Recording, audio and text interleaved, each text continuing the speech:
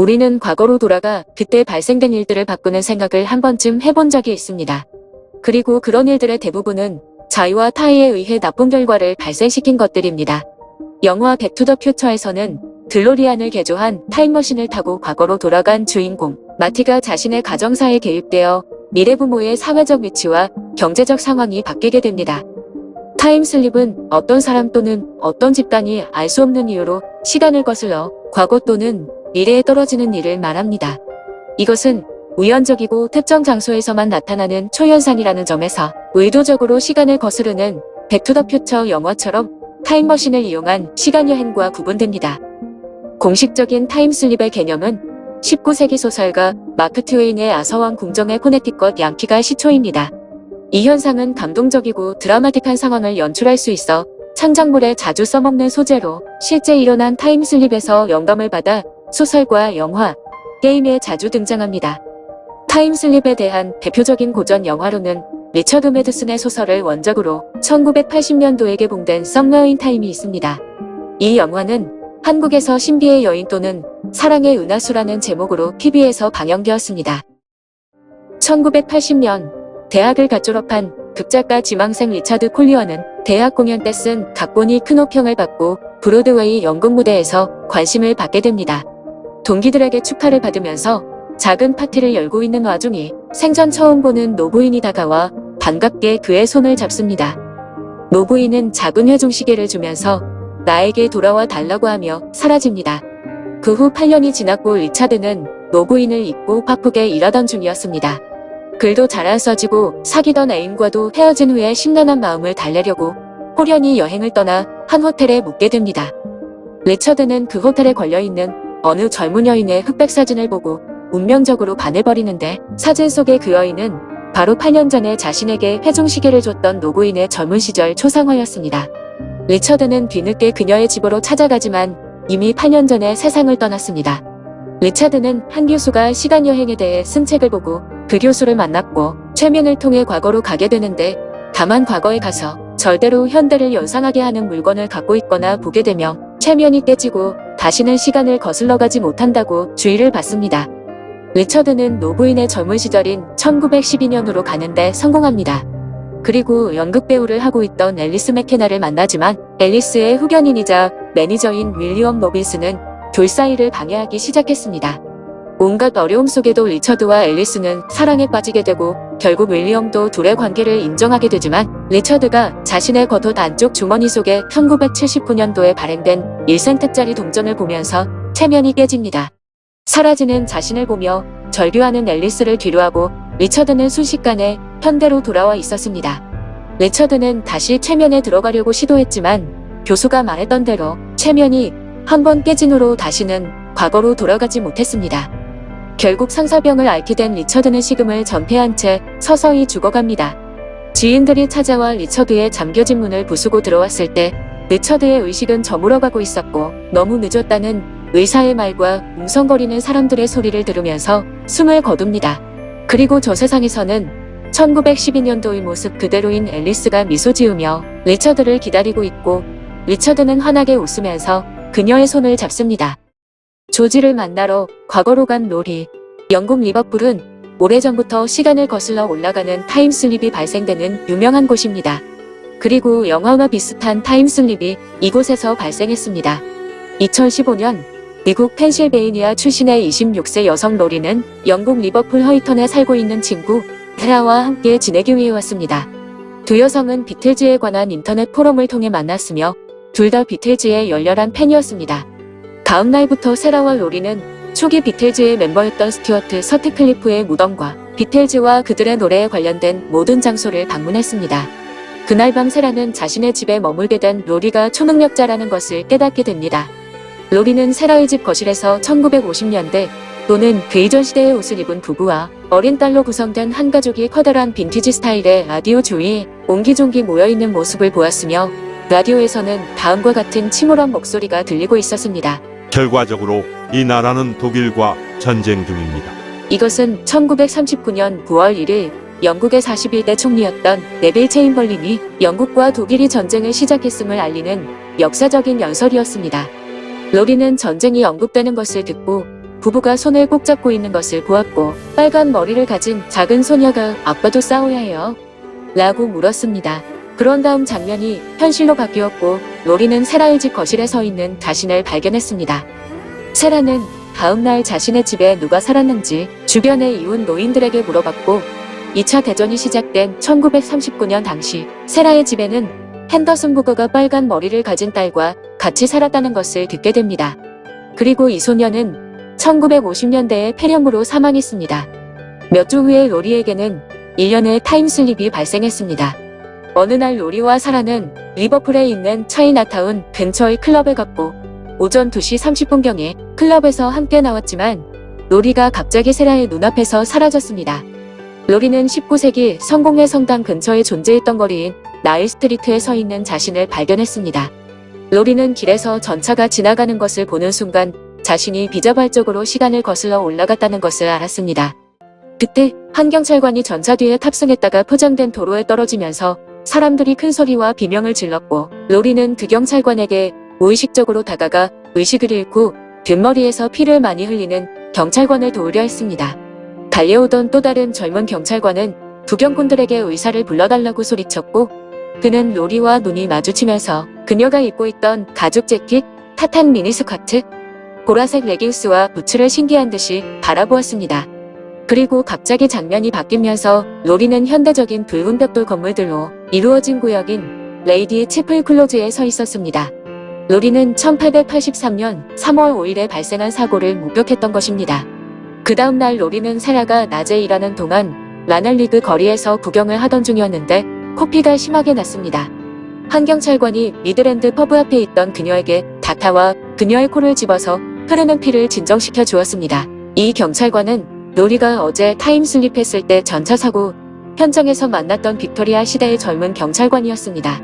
순간 거리는 더 이상 아스팔트가 아닌 자갈이 깔려 있었고 말이 끄는 마차와 전차가 다니는 풍경이 펼쳐졌습니다. 로리의 코피가 멈췄을 때 경찰관은 로리에게 왜 그런 옷을 입으세요? 라고 물었습니다. 그녀는 자신이 2015년에 살고 있다고 이야기하자 경찰관은 당신은 여기에 계속 오는 그들 중 하나이고 미국인이군요. 그리고 미국에서는 그렇게 옷을 입나요? 라고 말합니다. 난 로리예요. 당신 이름은 뭐지요? 라고 그녀가 물었습니다. 이미 2번 만나는 같은 경찰관이고 그녀는 코피를 멈추게 해준 경찰관에게 호감을 가지게 됩니다.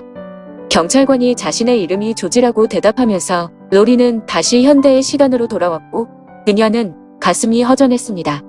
그날 밤 그녀는 세라에게 낮에 무슨 일이 있었는지 말했고 마치 전생에 그 경찰관을 알고 있었던 것처럼 그녀와 빅토리아 시대 경찰관과의 어떤 연관성이 느껴진다고 말했습니다. 며칠 후 세라가 직장에서 집으로 돌아왔을 때 로리가 남긴 메모를 발견했습니다. 사랑이 바로 조지가 있는 시대로 돌아가는 열쇠라는 것을 알게 되었어. 내가 얼마 동안은 집에 안 오지만 며칠 후 돌아가니까 걱정하지 마. 로리. 로리는 거의 일주일 동안 아무 흔적도 없이 실종되었고 세라의 집에 다시 나타났을 때 그녀는 빅토리아 시대 옷을 입고 있었습니다. 그녀는 1883년 3월에 조지와 함께 머무르고 있었다고 주장했고 세라에게 자기 지갑에 든 빅토리아 시대 화폐를 보여주었습니다. 그 후로도 로리는 지속적으로 사라졌다가 나타나는 생활을 반복했으며 길게는 한 번에 몇 달 동안 실종되었고 세라에게 자기에 대해 철저한 비밀을 유지해달라고 하며 과거에서 가지고 온 물건들을 지속적으로 보여주었습니다. 이 사건은 리버풀의 초현상 연구자이며 작가인 토마스 슬레맨이 조사했고 세라와 로리의 신분을 비밀에 지킨다는 조건하에 발표했습니다. 로리가 어떤 방법으로 과거로 가는지는 알 수 없다고 합니다. 속도 위반을 적발한 과거에서 온 경찰관. 영국 리버풀 타임슬립 사건에는 공교롭게도 경찰이 자주 등장합니다. 이 사건 역시 비교적 최근인 2005년도에 발생했습니다. 당시 20세를 갓 넘긴 라이언은 지금의 아내가 된 여자친구와 처음 데이트를 시작했고 운전면허를 딴 지 얼마 되지 않은 초보 운전자였습니다. 라이언은 이야기에 앞서 자신이 술이나 마약을 하지 않으며 그날도 평소와 다르지 않은 일상적인 일들 외에는 특별히 다른 일은 없었다고 선을 그었습니다. 라이언은 그날 일터에서 돌아와 여자친구와 극장에 가기로 약속했는데 늦게 퇴근해 귀가 하느라 여자친구를 데리러 자기 집을 떠날 무렵에는 영화가 시작하기 전까지 극장에 도착할 시간이 빠듯했습니다. 그의 승용차는 당시 영국에서 보험료가 저렴해 특히 주머니가 가벼운 젊은 운전자들이 흔하게 소유했던 피아트 푼토의 92년형이었습니다.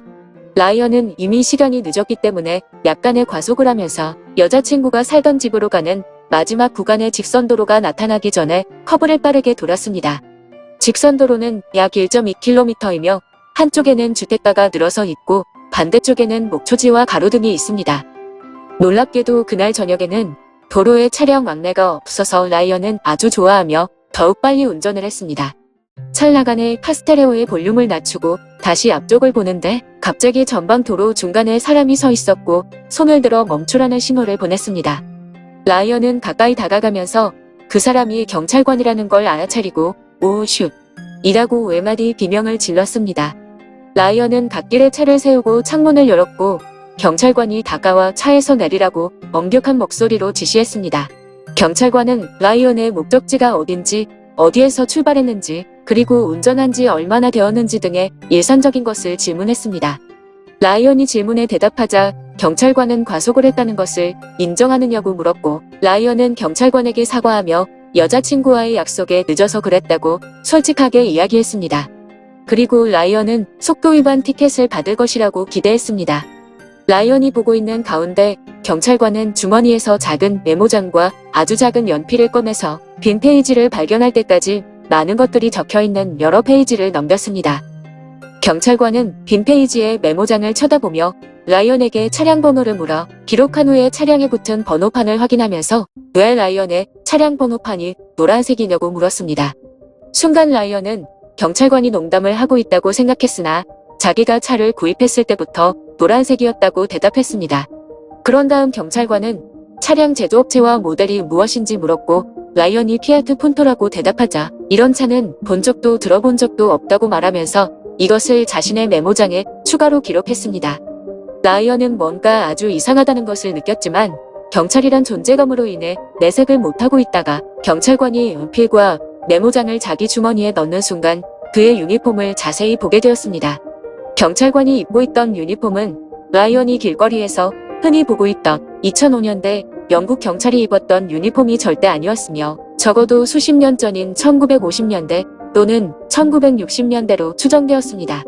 그러나 경찰관이 착용한 헬멧과 상의 단축, 부츠는 낡은 것들이 아니라 최상의 상태로 깨끗했습니다. 라이언은 이게 혹시 몰래카메라가 아닐까 하고 주변을 둘러봤지만 아무도 없었고 이상한 점은 전혀 없었습니다.